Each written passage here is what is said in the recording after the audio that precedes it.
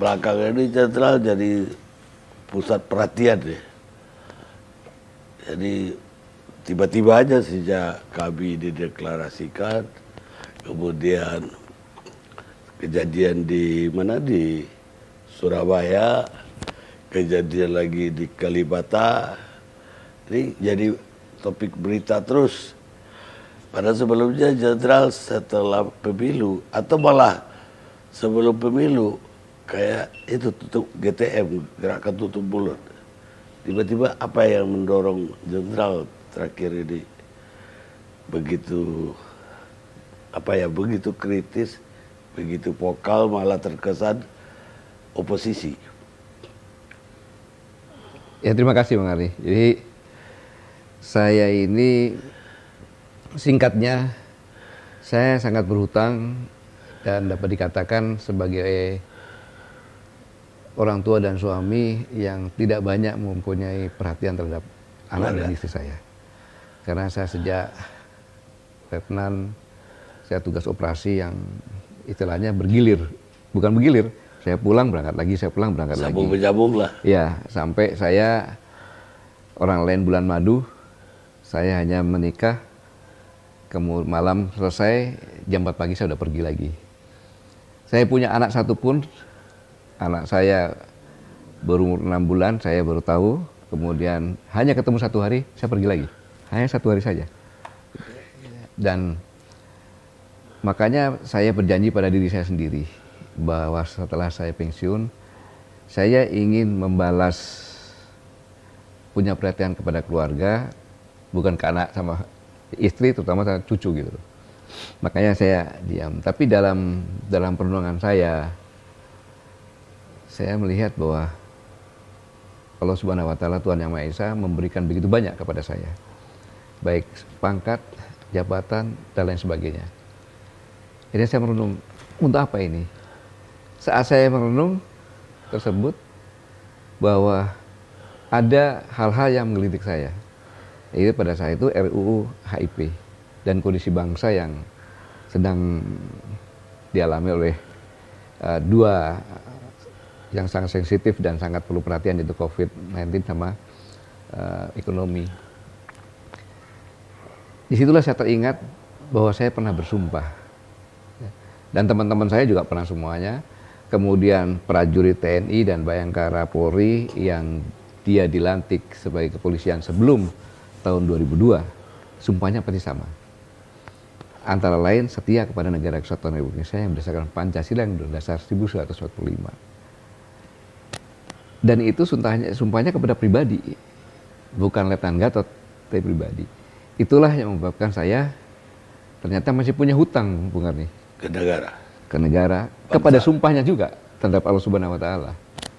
Itulah maka saya berdiskusi dengan Pak Batiar Hamzah, orang tua Pak Kabdan, yang saya pikir sudah nggak punya kepentingan lain-lain, dengan Pak Abdullah Hemamua, dengan Pak Din Samsudin. Akhirnya kita harus menyuarakan ini. Ada organisasi yang menyuarakan ini agar suara ini dengar, kalau orang tidak dengar. Itulah latar belakang lahirnya kami, begitu kan. Baik, ada 10 kali tuntutan di kami itu. Ya. Dan itu berdasar sekali dan menyeluruh, saya lihat. Ini apa yang mendorongnya? Apa memang itu terbengkalai sekarang atau kurang dapat perhatian? Poin-poin yang disebut termasuk penegakan hukum, pembentukan hukum, dalam ekonomi juga apa terasa terbengkalai sekarang atau tidak diperhatikan? Kami itu lahir setelah 3 bulan kita diskusi dengan kelompok-kelompok, kemudian yang intinya bahwa tuntutan yang akan kami sampaikan itu adalah suara hati nurani rakyat. Apa yang benar-benar dirasakan oleh rakyat. Itu menjadi tuntutan kami. Jadi semua tuntutan-tuntutan yang ada itu adalah kami belanja masalah, kemudian kita diskusikan dengan data-data yang lain sebagainya ada, ya memang seperti adanya ini. Menyuarakan suara hati nurani rakyat. Gitu. Ya, tapi terkesan ini karena ditujukan kepada pemerintah yang sah, terkesan bahwa ini front oposisi. Oposisi atau tidak tergantung orang memandang kami. Kami menyampaikan pendapat ini baik secara tertulis maupun secara suara, kami diberikan kepada pemerintah, kemudian kami minta solusi-solusi yang harus dilakukan. Jadi kami ini adalah gerakan moral. Kami tidak akan memposisikan sebagai oposisi, kantor publik lah, gitu. Memberikan, menyampaikan apa-apa yang terasa di masyarakat. Orang mengatakan politik yang perjuangkan adalah kekuasaan. Yang kami perjuangkan adalah nilai. Begitu Bung Gandhi. Ada nggak usaha untuk ketemu dengan pemerintah atau presiden sekalian? Dalam menyampaikan ini, kami juga membuat surat kepada DPR, MPR, DPD dan Presiden untuk bisa bertemu untuk menyampaikan ini. Sampai sekarang belum ada tanggapan sama sekali. Dari seluruh lembaga-lembaga Iya, tersebut. iya. Baik, ketika kemarin itu Jenderal menjelang 30 September, Iya. Jenderal juga jadi berita gara-gara wawancara dengan YouTube-nya Ersubeno kalau nggak salah. Jenderal mengatakan bahwa ketika Jenderal memerintahkan supaya prajurit menonton film di 30 SPKI, ada seorang yang mengingatkan Jenderal. Jenderal sebut orang itu orang PDI yang dekat dengan Jenderal, mengingatkan bahwa Jenderal akan diberhentikan kalau film ini diteruskan. Itu benar? Benar. Jadi saya tidak bisa menyebutkan teman saya karena dia adalah sahabat saya, dan yang dia sampaikan bukan mengancam, tetapi berdasarkan pengetahuannya karena dia selalu termasuk petinggi di orang lama lah di PD Perjuangan. Dia nyampaikan, Mas, ini kalau terus Mas bisa copot tuh, saya nggak bisa jamin. Itu berapa hari sebelum memang diganti dari Panglima TNI? Saya diganti bulan Desember. Iya, 8 Desember. 8 Desember, sedangkan saya menyampaikan ini kan sebelum 30 September. Iya. Ya, waktunya saya lupa, di antara itu sekitar hampir 3 bulan lah kurang lebih. Ya, walaupun dia orang senior PDIP, Jenderal percaya bahwa ngomong aja itu benar. Begini Bung Kani, sebagai seorang sahabat menyampaikan seperti ini, kan gitu. Itu kan saya yakin tidak punya agenda apa-apa ya. Dia hanya menyayangi saya lah sebagai sahabatnya gitu. Menyampaikan ini. Nah inilah sebagai modal saya, untuk saya harus terus memacu untuk semuanya nonton film G30 SPKI. Ya kalau sampai Jenderal percaya berarti orangnya memang hotline langsung dengan Presiden. Saya yakin tidak, walaupun kenal ya. Kenal, saya yakin tidak, saya yakin.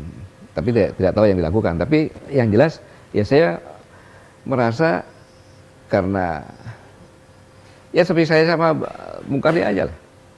Ya tapi jadi, kalau saya bilang, Pak Gatot, ini mau ditegur sama Presiden. Mana dia tahu, kamu begitu. Ya kalau ditegur sama Presiden, Bung Karni, saya yakin Presiden akan tegur saya langsung. Karena saat itu saya sangat dekat sekali dengan beliau. Sangat dekat sekali dengan beliau. Tapi begini, dari 212, ya. Jenderal itu terlihat memang ngambil jalan yang berbeda dengan pimpinan yang lain. Baik pimpinan negara, Polri. Artinya Jenderal sendiri datang di 212 dari kostumnya aja udah berbeda tuh. Langsung pakai kopiah putih salah. Jadi mengesankan bahwa saya bukan di sana. Apa Bapak udah begitu tuh dari sana? Jadi Bung Karni, bukan 30 September aja. Jadi Bung Karni, saya Panglima TNI. Tugas pokok saya adalah mendukung pemerintahan ini agar pemerintahan ini berjalan. Saya melihat pada saat itu ada suatu ancaman. Ancaman dalam arti kata begini. Demo ini adalah demo ini adalah orang-orang yang baik. Mengapa baik? Mereka datang ke sana dengan satu tujuan yang sama. Kemudian mereka adalah orang-orang yang taat beragama dan mengedepankan kasih sayang. Tetapi kumpulan orang ini berdasarkan teori, masa itu tidak punya kepribadian. Apabila ada petikan saja, ini sangat berbahaya. Satu. Yang kedua, demo ini bisa meledak, menurut saya pemicunya adalah rangkaian dari 4/11. Yaitu presiden tidak datang. Beliau yang demo ini tidak bisa bertemu dengan presiden. Kayak gitu. Maka 212 ini kalau tidak bertemu presiden, itu adalah satu pemicu. Disitulah saya bersilat. Orang lain begini, ini terakhir beliau nanya kepada saya, Pak Panglima, saya hadir nggak di 212? Tergantung presiden. Saya sebagai Panglima TNI tugasnya mengamankan presiden. Kalau presiden berani, saya amankan. Kata-kata berani itu saya yakin beliau akan tersinggung. Maka begitu saya ngomong demikian, beliau kata, Bismillah saya datang ke sana. Nah, Bung Karni, kekuatan Pas Pampres taruhlah di situ 400. Tidak bisa melawan atau jutaan orang situ kan gitu. Walaupun niatnya baik, contohnya 212 ingin salaman saja dengan presiden, bersama-sama ke sana, nggak bisa dicegah. Maka saya menggunakan peci putih. Tujuannya menunjukkan saya ini aparat loh, kayak gitu. Tapi saya juga bagian dari Anda. Jadi kalau saya bersuara, didengar oleh mereka. Nah, ini diartikan lain seperti Bung Karni katakan, bagi saya wajar-wajar saja. Bagi saya, tugas pokok saya mengamankan demonstran dan mengamankan presiden, selesai. Itu aja Bung Karni. Itu memang ada hal-hal lain yang di belakang tidak bisa saya ceritakan, ini semuanya juga itu biasa-biasa saja gitu.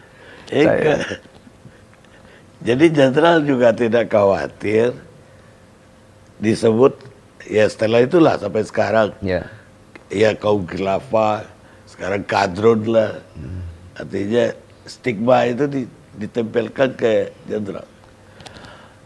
Bukan bagi saya memegang teguh apa yang doktrin yang selalu saya terima.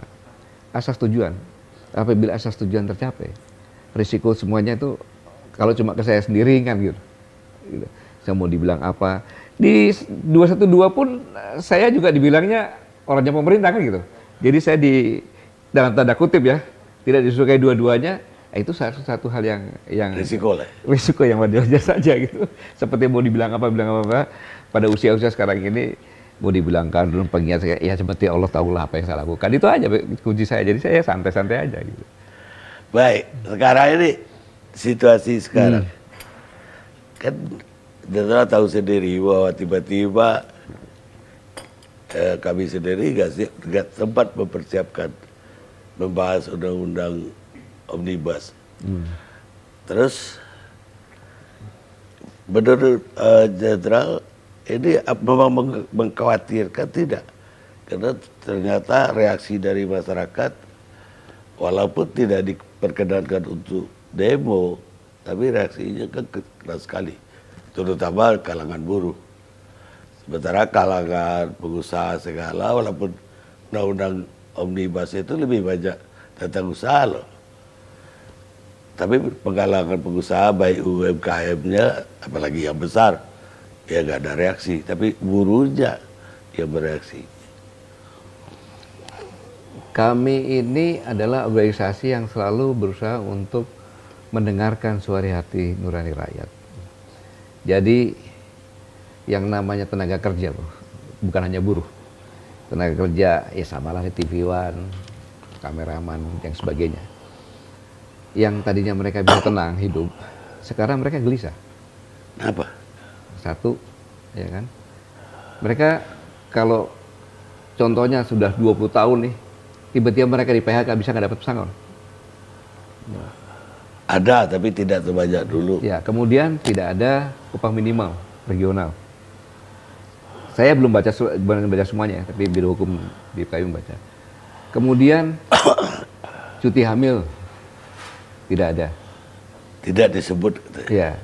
Nah, seandainya cuti hamil tidak ada, kalau seandainya kebijakan pemerintah ini cuti 2 anak cukup. Hamil yang ketiga, kamu nggak bakal dikasih cuti hamil, dianggap tidak masuk. Itu kan positif, mendukung pemerintah istilahnya kan, karena pemerintah mengatakan 2 anaknya cukup, anak yang ketiga, dapat contohnya seperti itu. Jadi pertanyaan ini mendadak sehingga saya tidak bisa melihat. Tetapi kalau saya memperspektifkan saya sebagai buruh, penuh dengan kekhawatiran. Tetapi memang sebagai pengusaha enak, kan gitu. Seandainya Pak perusahaan, contohnya ini saya tidak bisa bicara dengan lugas karena saya tidak ada catatan di sini. Contohnya pos mayor atau segala tidak ada pesangon, contohnya seperti itu.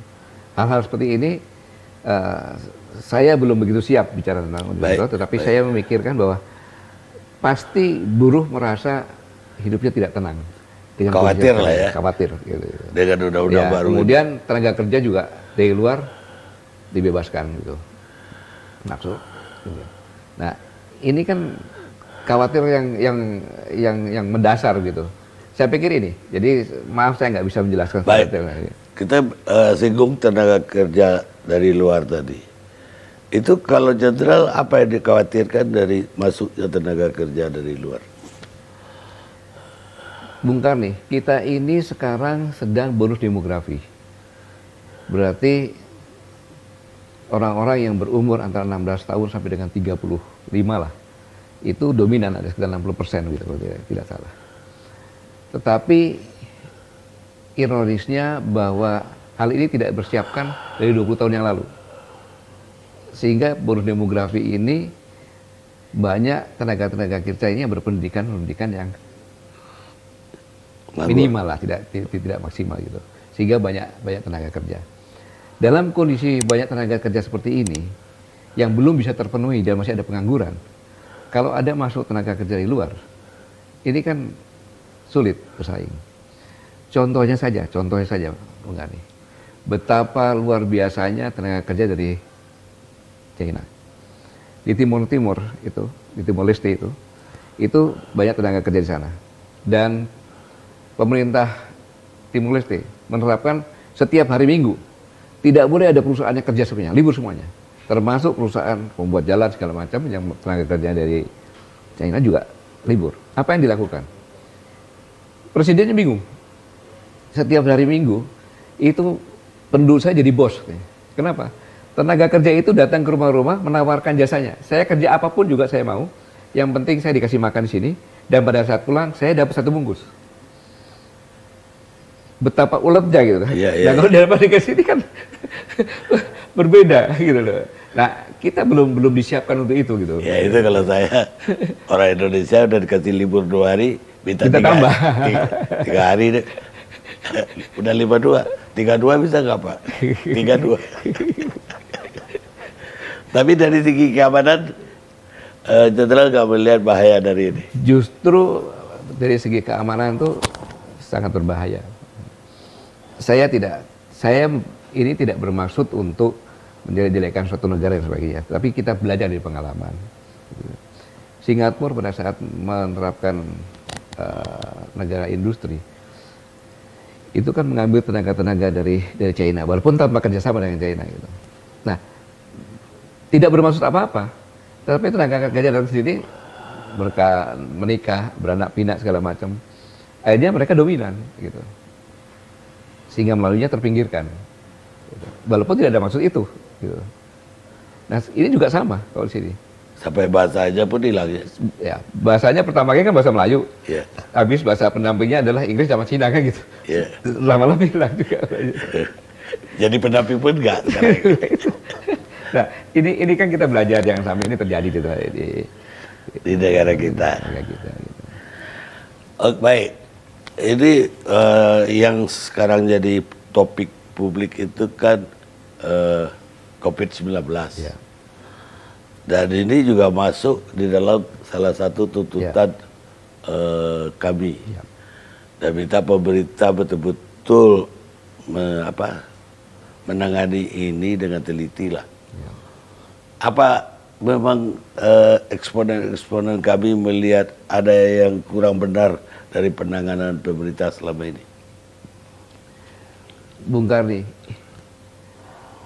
saya tidak mengatakan bahwa kejadian sekarang itu saya lebih duluan, tapi saya pernah menyampaikan pada 27 Desember 2017, Oktober 2017, bahwa waspada terhadap perang biologi yang dapat melumpuhkan suatu negara dan berdampak epidemi. Gitu.